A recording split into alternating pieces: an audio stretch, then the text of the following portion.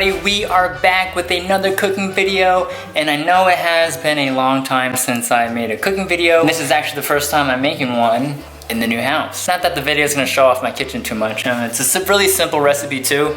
We're not going to be doing a whole lot. But yeah, what we're making today is Arroz Cubano. I hope I'm saying that right. But it's Cuban rice. This dish is kind of mind-blowing in how it came to me. I grew up with my mom's cooking, right? She makes food, she makes Chinese food, mostly. But she also made this dish. I grew up growing up, I always thought it was Chinese food. And I was like, oh yeah, it's the tomato sauce over rice with a fried egg. My mom used to like to put a slice of ham in there as well. But when Tiff and I went to our honeymoon in Barcelona, in Spain, we came across this dish at like a hole-in-the-wall mom and pop place, and we ordered it, and when it came out, I was so mind-blown. I was like, this is literally what my mom makes. My mom made Spanish food for me, or Cuban food. And that's the mind-blowing part. When you search it on the internet, I've found that some people claim that it's from Spain, some people claim it's from Cuba, and yet Spanish people call it the Cuban rice, and I don't know. Peruvians have something similar, and in the Philippines there's something similar, and somehow my mom also made it. Not quite sure how it all figures together. Let's just say it's Cuban, because the name is Arroz Cubano. And no, I'm not gonna make a traditional version of this. I'm putting my own twist to it because my mom put a twist to it. The way we make it has more of a Chinese fusion component to it, but even then, I've kind of took what my mom made and kind of added my own little twist too. I'm gonna show you my version of Arroz Cubano. Or you can say Arroz a la Cubana. My Spanish is bad. Alright, so first up, we're gonna use 6 tomatoes, 6 Roma tomatoes. I'm sure you can use any tomato. We need an onion, well technically half an onion. We need 3 garlic cloves, half a teaspoon of red pepper flakes. We also need a little stub of ginger, salt and pepper to taste, and that's it. Super simple. I even have an egg laid out, so it's already there, but super simple. That's all it is. Alright, so first thing we're gonna do is we're gonna take the Roma tomatoes, all 6 of them. We're gonna chop them up coarsely. We don't need to like dice them up too much. The way my mom used to make it was to keep it in chunks and then let the cooking process kind of like dissolve it into a stew. Don't need to spend too much time on it. After that, we're gonna chop up the onion. We're gonna only use half of it, save the other half for another dish. I don't know, don't waste onions. This one you wanna spend the time to kind of cut it up a little more finer because onions don't break up as easily as tomatoes do when you stew it. And then take our garlic, smash them, and then what you wanna do is just burst the fibers open so that when we cook with it, a lot of the flavor comes out. And now we're not gonna dice up the garlic because we're actually gonna be scooping the garlic out once we're done cooking. Same thing goes with the ginger. We're gonna smash it and open up the fiber so we can release the aromas of it, but we're not gonna be dicing it and we're not gonna be consuming the ginger either. It's just for flavors and aroma.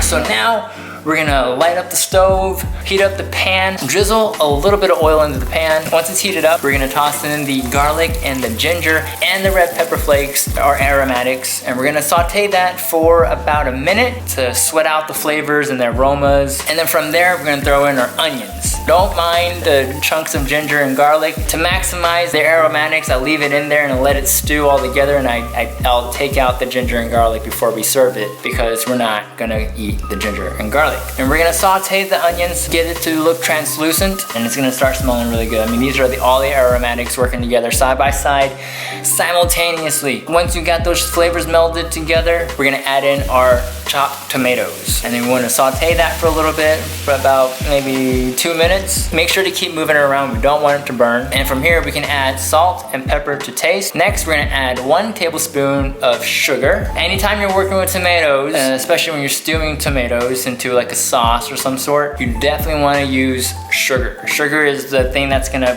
combat that tanginess that tomatoes has, and sometimes it can get too tomatoey. And about 5 minutes later on medium-high heat, you want to add in 1 cup of water. And once you add that 1 cup of water, we're gonna bring it back up to a boil, and once it hits that boiling temperature, drop the temperature down to low on your stove and cover and stew. I usually let it stew for about 15 minutes, and in that 15 minutes you want all the tomato chunks to break down as much as possible. And that's literally the recipe.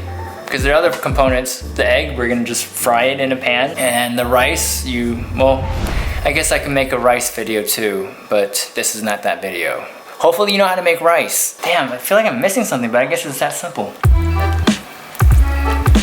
Alright, so while your tomato sauce is stewing, we are going to start the fried egg. First step in frying an egg, you want to heat up the pan and drizzle a little bit of oil in there and let that heat up. And once it's up to temperature, crack an egg. Challenge you to do it with one hand. And I have no idea how long to fry an egg for because I never time it. You just kind of will stare at the egg until it gets all white and it's not clear anymore. So once you have that done, turn off the heat on the fried eggs and let it rest for a little bit, I suppose. Go back to your stew, and at this point, I like to smash all the tomatoes down. Well, one, I don't like using a blender. If you don't mind cleaning a blender, which I hate, you can dump this whole thing into a food processor, blend it up, and you have a great sauce right there. But for me, I'm just gonna smash it, break down the tomatoes even more, and then right before you serve it, make sure to pull out all the garlic pieces and the ginger. So yeah, if you're using a food processor, I guess you would pull out the ginger and garlic first and then blend. And the reason why I like just smashing the tomatoes too is I like to have a little bit of bite from the sauce too, from the tomatoes. And you want something to chew on, it makes it more fun. So once we have our egg fried and we have our tomato stew done,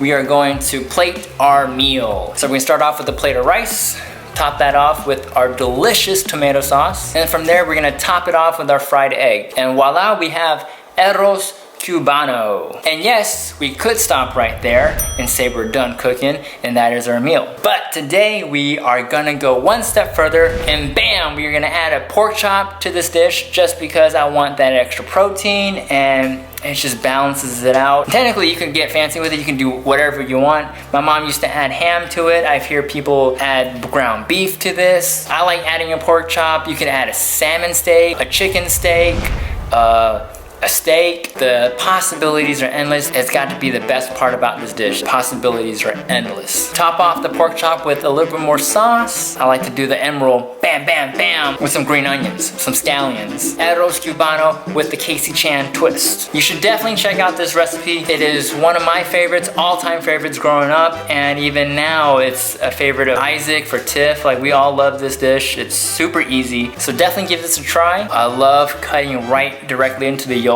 of my fried egg and letting the yolk drip into the rice and the tomato sauce, and you have this perfect combination of like egg, tomato, and rice. Oh, and then take a bite of that pork chop. Out of this world, out of this world. So hopefully you guys enjoyed this video. Definitely give the recipe a try. And if you do, my Instagram is @ChamandProd. Make sure to take a photo of it, post it on Instagram, and tag me because I would love to check out your creations and let me know how you liked it. Comment down below and let me know what I should make next. I will see you next time.